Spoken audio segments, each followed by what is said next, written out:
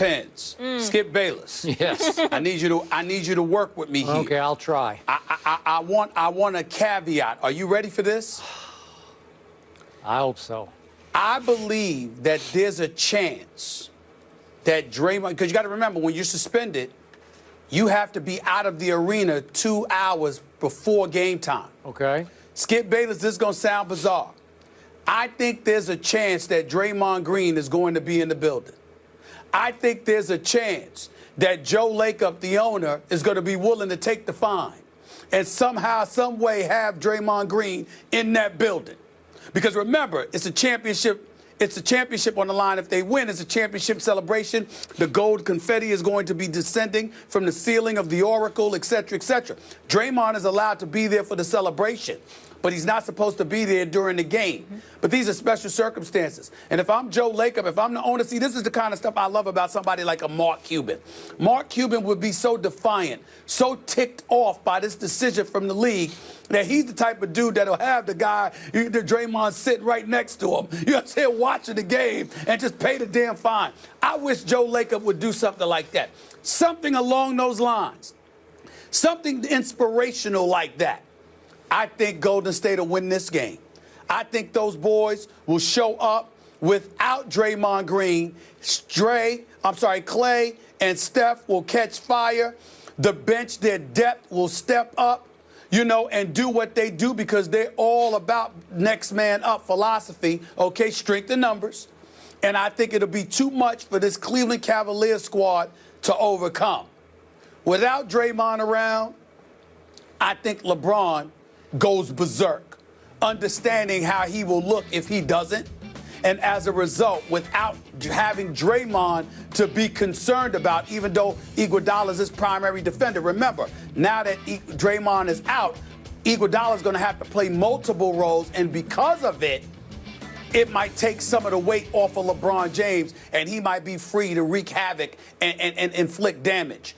I think without something inspirational along the lines of Draymond Green, they go back to Cleveland for Game 6. But if Draymond finds a way to be in that building, I think that they'll find a way to win this game. They'll feed off of that energy. They'll know their teammate got screwed over, and they will respond emphatically.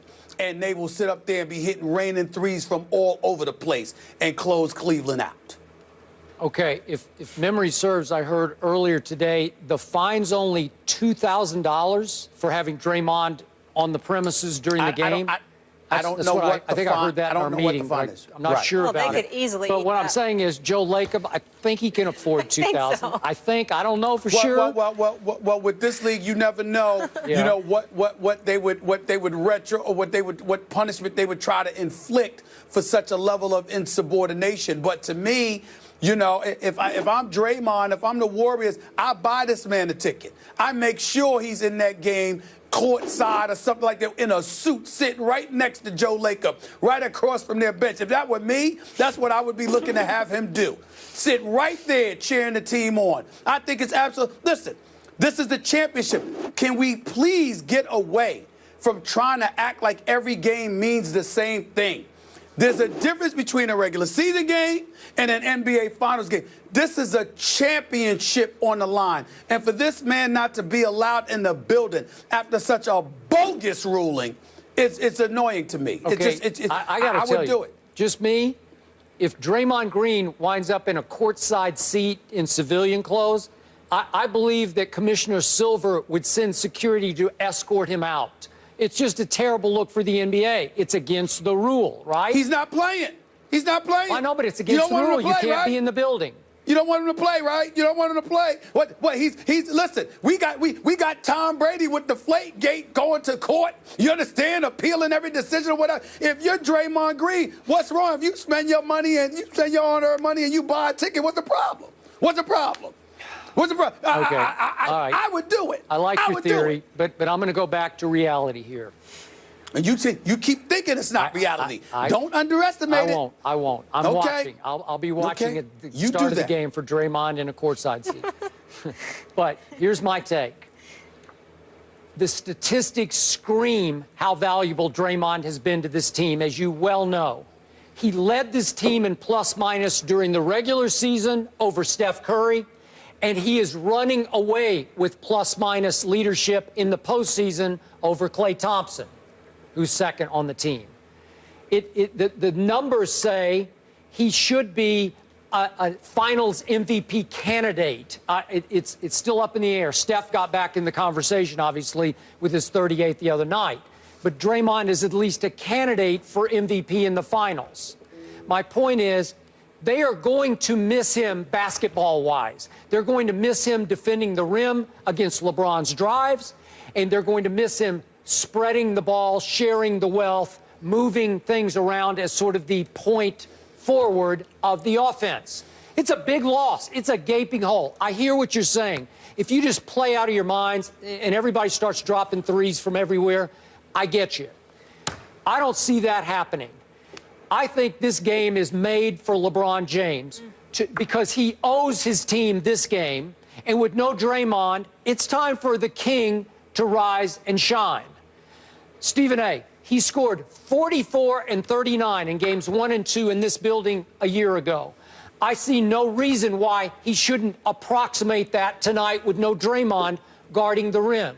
If he goes into full-on attack mode from the opening dribble, then I could see him scoring 35 or 40 points. I don't look. Iguodala took him 32 times the other night. He was the primary defender.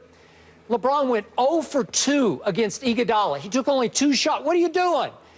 He had 3 turnovers against Iguodala. What are you doing? He needs to go into full attack mode right out of the box tonight because they should win this game. I'm going to remind you of this. LeBron made 2 of his rare walk-off shots in regular season games in Oracle. I remember them like I watch every LeBron game. 07, I think it was like February of 07, he made one to win a game at Oracle. And then 2 years ago, just before we were at the All-Star game in New Orleans, he made a big walk-off shot, a big three-point shot to win a game at Oracle. So I'm saying maybe this is the night. Maybe this is the King's night to be the king again.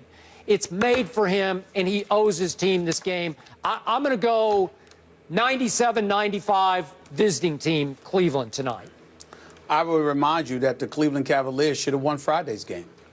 It should be 2-2. Totally but agree. I predicted Golden State would win that game, and something tells me that they're going to win tonight. I hope I'm wrong because I want my 7-game series, although I did not want it this way. I did not want it this way. But something tells me this is going to be a bad night for Cleveland.